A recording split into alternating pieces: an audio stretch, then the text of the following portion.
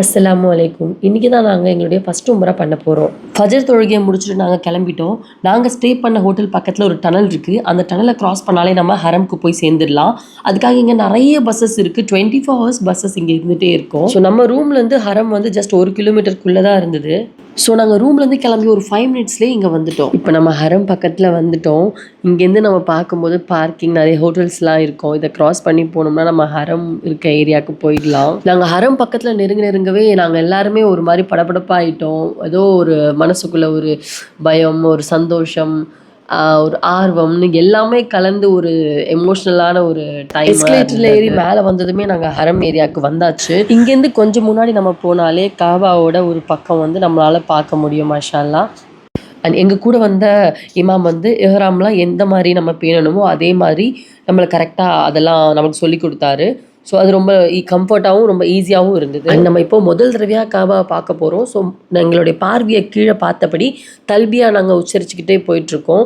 ஏன்னா முதல் தடவை நம்ம காபாவை பார்த்து நம்ம சொல்கிற துவா வந்து அல்லாஹ் உடனே நிறைவேற்றி கொடுப்போம். நாங்கள் காபாவோட ரொம்ப பக்கத்தில் வந்துட்டோம். இப்போ இமாம் வந்து நியத்தெலாம் சொல்லி கொடுத்தாரு. இந்த நியத்தை நாங்கள் சொல்லிக்கிட்டே நாங்கள் காபாவை நோக்கி எங்களுடைய பார்வையை கீழே பார்த்த மாதிரி தல்பியாவும் சொல்லிக்கிட்டே நாங்கள் போய்கிட்டு இருந்தோம். இந்த ஒரு முதல் தடவை இந்த ஒரு எக்ஸ்பீரியன்ஸ் அல்லாஹ் தஆலா உங்கள் எல்லாருக்கும் கண்டிப்பாக கூடிய சீக்கிரமே அவருடைய அழைப்பை கொடுத்து உங்கள் எல்லாரையுமே அல்லாஹ் அங்கே கூப்பிடணும்னு நான் துவா செஞ்சுக்கிறேன். நாங்கள் காபாவை நெருங்கிட்டோம். எல்லாம் முதல் தடவையாக அந்த காபாவை பார்க்கும்போது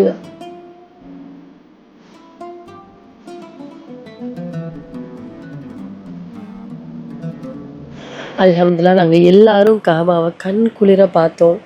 எங்களோட துவாக்களை எல்லாத்தையும் நாங்கள் கேட்டுட்டு 7 முறை எதிர் திசையில் நடந்து தான் நம்ம இந்த தவாப் வந்து பண்ணணும். தவாப் பண்ணும்போது ஆண்கள் எல்லாருமே வந்து வலது தோள்பட்டையை தெரிகிற மாதிரி தான் தவாப் பண்ணணும். தவாப் செய்ய ஆரம்பிக்கும் போது உம்ராக்கான தவாபை அல்லாவுக்காக நிறைவேற்றுகிறேன் என்ற ஒரு எண்ணத்தோட அஜ்ருல் அஸ்வத் கல்ல முத்தமிடணும். இல்லை நம்மளால அது முடியலைன்னா நம்ம கையை உயர்த்தி முத்தமிட்டுக்கலாம். இல்லை கையால் கூட தொட முடியல, தூரத்துல இருந்து அஜ்ருல் அஸ்வத் கல்ல நம்ம தொடுறது போல சைகை செஞ்சா மட்டும் போதும். பிஸ்மில்லாஹ் அல்லாஹு அக்பர்னு நாங்கள் தவாப் செய்ய ஆரம்பிச்சிட்டோம்.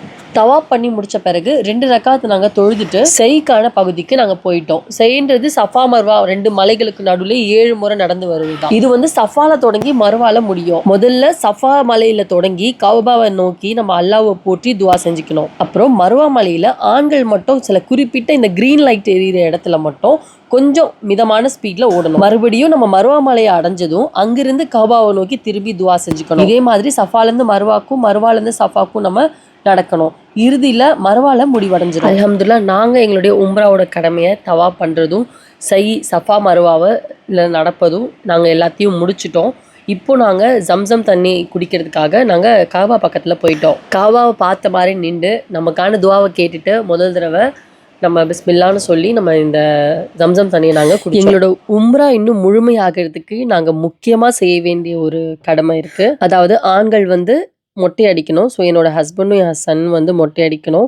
நான் வந்து என்னோட முடியிலேருந்து கொஞ்சமாக கட் பண்ணிக்கணும். மொட்டை அடிக்கிறதுன்றது ஒரு புதிய ஒரு வாழ்க்கை தொடங்குற மாதிரி, நம்மளுடைய பாவங்கள் எல்லாம் முழுமையாக அல்லாஹ் வந்து போக்கிடுவாருன்னு ஒரு நம்பிக்கையோட அல்லாவுக்காக ஒரு சமர்ப்பணம் பண்ணுறது தான் இந்த ஒரு விஷயம். என் ஹஸ்பண்டும் பையனும் மொட்டை அடிச்சிட்டாங்க. அப்புறம் ரூமுக்கு போன பிறகு என் ஹஸ்பண்டே வந்து எனக்கு முடியை வந்து கொஞ்சமாக வந்து வெட்டி விட்டுட்டாரு.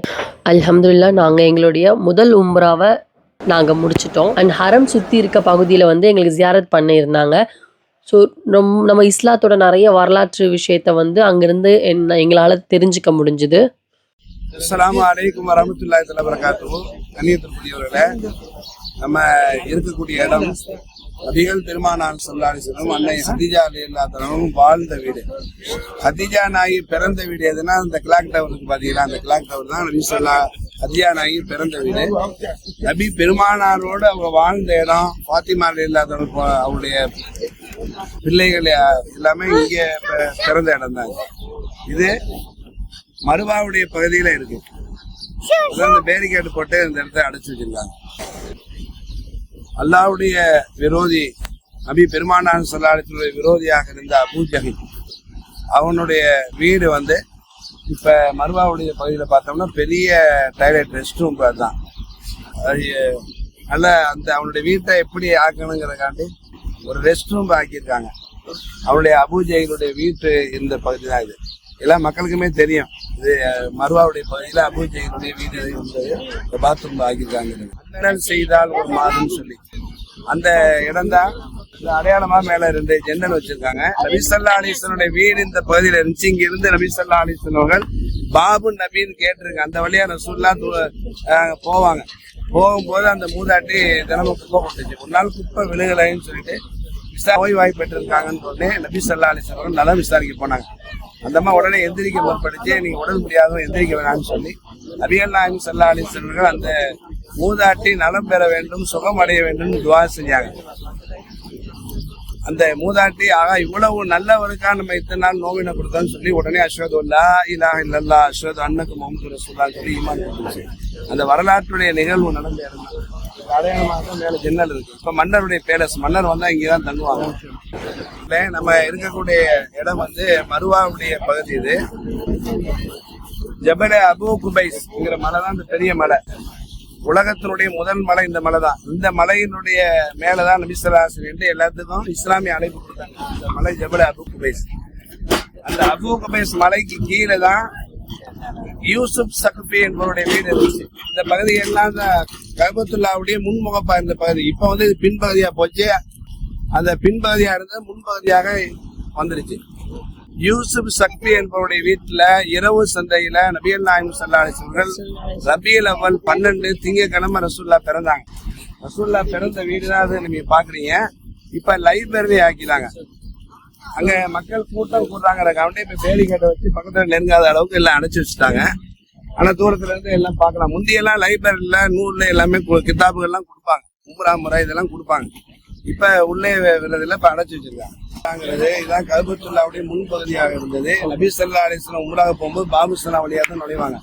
முன்பெல்லாம் ஹஜ்ஜு உம்ராவுக்கு வர்றவங்க சொல்லுவாங்க, நீ பாபுஸ்தலா வழியா உள்ள நுழையும் போது கஅபா தெரியும், அப்ப கீழே பார்த்துட்டு போங்க, நீங்க முழுமையா தெரியும் போது பார்த்து துஆ செய்யுங்கன்னு சொல்லுவாங்க. இப்ப நபி ஸல்லல்லாஹு அலைஹி வஸல்லம் உம்ராவுக்கு போகும்போது இந்த பாபுஸ்தலா வழியா தான் உள்ள போயிருக்காங்க. பாபுஸ்தலா சஃபாவுக்கு பக்கத்துல அந்த வாசல் இருக்கு. இல்ல பாபு இஸ்மாயில்ல இருந்து கீழே மத்தாப்புக்கு இறங்கின ஆரம்ப பகுதியில இமாம் தொழு வைக்கிறாங்க. அப்படியே எக்ஸிலட்ல மேல ஏறி அந்த பாபு இஸ்மாயிலுடைய முன்முகப்புல ஜனாசாக்கள் வரிசையா இருக்கும். அந்த ஜனாசாவுடைய உறவினர்களும் அங்கங்க உள்ள அமர்ந்திருப்பாங்க. மற்றபடி ஜனாசாவுடைய தொழுகை நடக்கும். இங்க இருந்து ஜனாசாவை எடுத்து கொண்டு போய் ஜன்னத்துல் முஅல்லா கபிரிஸ்தானுக்கு கொண்டு போவாங்க. ஆனா அதிகமான ஜனாசாக்கள் எல்லாமே சராயான்னு ஒரு இடம் இருக்கு. அது பெரிய பல கிலோமீட்டர் கணக்குல ஏக்கர் கணக்குல ஒரு ஊர் மாதிரி இடம் வாங்கி போட்டிருக்காங்க. அங்கதான் என்ன செய்வாங்க, அங்க போய் இங்கே தொலைவைக்கக்கூடிய ஜனாசாக்களை அடக்கம் செய்வாங்க. அல்ஹம்துலில்லாஹ் நாங்கள் எங்களுடைய உம்ராவை நல்லபடியாக முடிச்சிட்டோம். லஞ்சுக்கு நாங்கள் சாப்பிடும்போது டைம் எப்படியும் ஒரு 4-5 அந்த டைம் இருக்கும்னு நினைக்கிறேன். எங்களுக்கு ஹமீதியா ஆர்ட் சர்வீஸில் எங்களுக்கு ஃபுட்டெல்லாம் அரேஞ்ச் பண்ணி கொடுத்துட்டாங்க. எங்களுடைய பேக்கேஜில் ஃபுட் எல்லாமே இருந்தது. மாஷால்லா ஃபுட்லாம் ரொம்ப நல்லா இருந்தது. இந்தியன் ஃபுட் தான் இருந்தது. நான்வெஜ் தான் கொடுத்துருந்தாங்க. அண்ட் நாங்கள் கிட்டத்தட்ட ஒரு 10 நாள் மேலே வரைக்கும் நாங்கள் மக்கால தான் இருந்தோம். ஸோ கண்டினியூவாக வீடியோ வரும், கண்டிப்பாக பாருங்கள், லைக் பண்ணுங்கள், என்னோடய சேனலை கண்டிப்பாக சப்ஸ்கிரைப் பண்ணி வச்சுக்கோங்க. அஸ்ஸலாமு அலைக்கும்.